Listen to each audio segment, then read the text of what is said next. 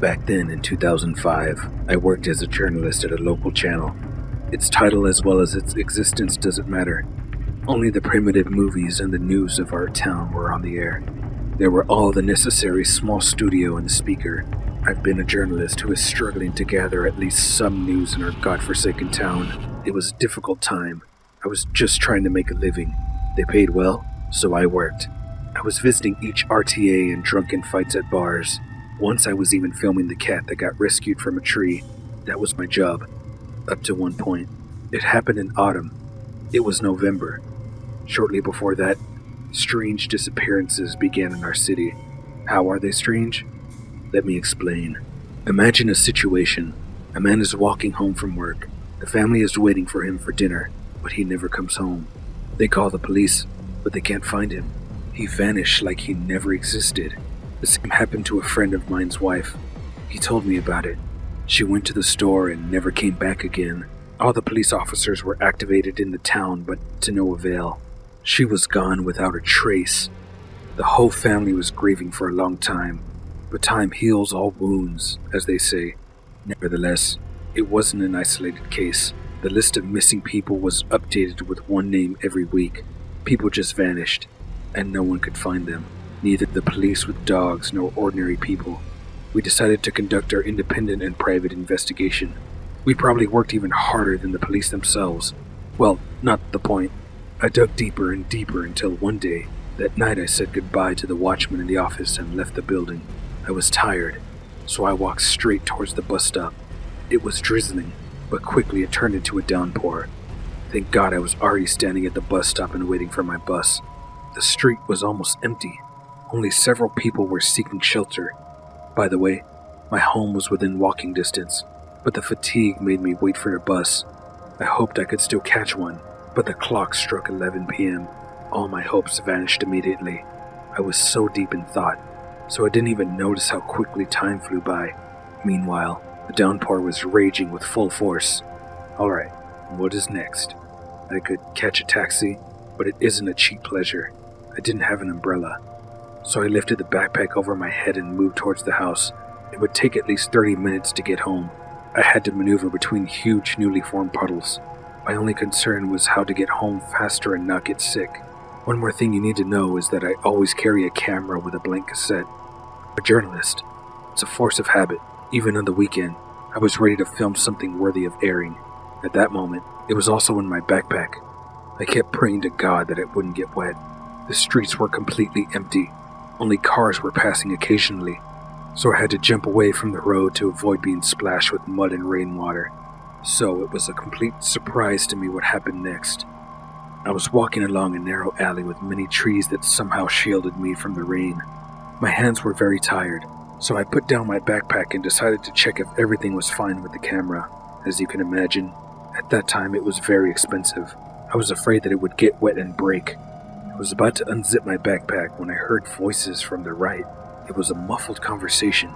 I didn't hear what they were talking about, but it seems to be a spouse's quarrel. I couldn't understand anything because of the rain noise. I decided to check whether the woman needs help. There was a small hump with bushes next to the road. I went to the bushes and saw two people. There was a beautiful young lady with a man, maybe 50 years old, who looked like a vagrant. He was holding her hand so she couldn't run away. The lady started to scream and tried to break free, but he was stronger than she. I was about to help the girl when the vagrant took out a hammer from his pocket and hit the lady on the back of the head. I shuddered. What the hell was it? I could feel goose pimples all over and my blood ran ice cold. I tried to turn on the camera with my convulsively shaking hands, constantly glancing at the scene of this terrible crime. The lady fell to the ground, and it was clearly visible that blood spread right under her head. I turned on the camera and started filming.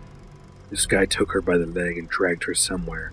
I decided to follow him and find out everything. He dragged her into a small alley between storefronts at the end of the street. Well, I was after him. I came out of the bushes, hiding behind every tree so as not to be noticed. He was walking slowly but surely somewhere. I tried not to lose sight of him. Firstly, the girl was dragged along the ground, and then apparently his strength ran out, and he threw her on his shoulder. Where's this bastard taking her? Maybe he wants to cover up a crime? What about the puddle of blood on the sidewalk? Although the rain will cope with that in a matter of minutes. Moreover, a sewer drain was next to it. Nevertheless, I ran after him. I went into the alley. Happily, the rain noise covered my steps, so he didn't hear me coming. I was constantly looking for some refuge, so as not to be exposed. I hid behind the transformer vault. I saw him coming into some basement. You would think that it was just an ordinary basement. It had a lighting system, air conditioners, and some kind of parking. Another sloppy, big guy was already waiting for him there. I hear him talking. Is everything okay? Yes, it's fine. Did you wipe the blood off? No, I didn't. It's raining. Soon there will be no trace left. I hope no one is following you. Of course not. There was no one on the street at all. All right, come in. They opened the heavy creaking door and went down to the basement. What was I supposed to do? Should I call the police? But I didn't even have a phone. I ran around this house and got shocked. I can't even describe my condition back then. Once I saw the opposite side of the building, I arranged everything into a logical sequence. There was the damn butcher shop. That's when I really panicked. My hands began to tremble, so nothing could help me at that moment. It was a butcher shop with a door sign and meat behind the shop window. But what kind of meat was it? I should find out everything since they dragged the corpse of that lady there. What if she is still alive? I was so confused standing there at the entrance to the shop. The camera turned on, and that kind of took my breath away. Unexpectedly, somebody turned on the lights in the shop. At that moment, I was truly scared. I wish I never followed that vagrant. I saw the man, but he didn't look like those I'd seen before. Suddenly, I hear a shout from inside. Catch him! He saw something! His voice was loud and nasty. I rushed to run, and those two big guys ran after me. I ran faster than I had ever run in my life. I dropped my camera in front of that shop. I was running as fast as I could, but they were close. I could hear their footsteps from behind almost 10 meters away. Suddenly, I tripped over the curb and fell down. I was trying to get up, but I had no time for that, and the pain paralyzed my hands. At that moment, I got punched in the face. The guys took me by the hands and dragged me in an unknown direction. I had seen the same basement. One more punch, and I passed out. I do not know how much time has passed. I woke up, I don't know what to call it, in a huge refrigerator. Or it was more like a huge freezer. It was terribly cold. My whole body and clothes were covered with frost. I was gathering my thoughts when I realized what had actually happened and where I was. I turned my head and saw human corpses hanging on huge hooks. They were hooked by the ribs. There were 7 corpses. Men, women, and children. I almost threw up. My hands and feet were tightly bound. I tried to break free, but it was useless. There was a dim light, so I could recognize the lady who had been hit on the head with a hammer among these corpses. Why wasn't I hung up with them? I didn't understand. Maybe they had some other plans. Back then, I clearly understood what happened to the missing people. That was definitely them, but not all of them. I was sure that those who were missing are already lying on the shelves of the shop. It scared the hell out of me. Just imagine it. People buy it, cook it, feed their families. I laid on the ice-cold floor and thought about it all. Then I heard chatter behind a massive metal door and footsteps approaching. I pretended to be dead, or at least unconscious. The door creaked unpleasantly, and the room was fully lighted up. There he is. Take him away. Someone came to me. Apparently one of those who caught me. He threw me on his shoulder and took me out of the refrigerator. I clearly understood that nothing good would come from that. Place him here. A hoarse, nasty voice said. He threw me on the table. I hit my head hard and screamed involuntarily. So, he's still alive. I opened my eyes. Who are you? Let me go. I didn't do anything. I was just passing by. Just passing by? And what about your camera? You definitely followed us, said one of them. Apparently he was the boss. He turned to the one who killed the girl. Are you that stupid? He grabbed him by the jacket and started muttering through his teeth. We could be revealed and imprisoned because of you, filthy animal. I understand. Please, let me go. It won't happen again. I swear. He pushed him and came back to me. You saw something that you weren't supposed to see, so we won't let you go. I swear to you, I will be silent. I won't say a word to anyone. Shut up. You're a journalist, and the journalists are never silent. He was walking around the table and saying these terrible things. It was like a bad dream, but no one could wake me up. Today, almost all the meat was sold. The old ladies were so happy having such low-priced meat. It was so hilarious watching them. Soon you'll be lying on those shelves too.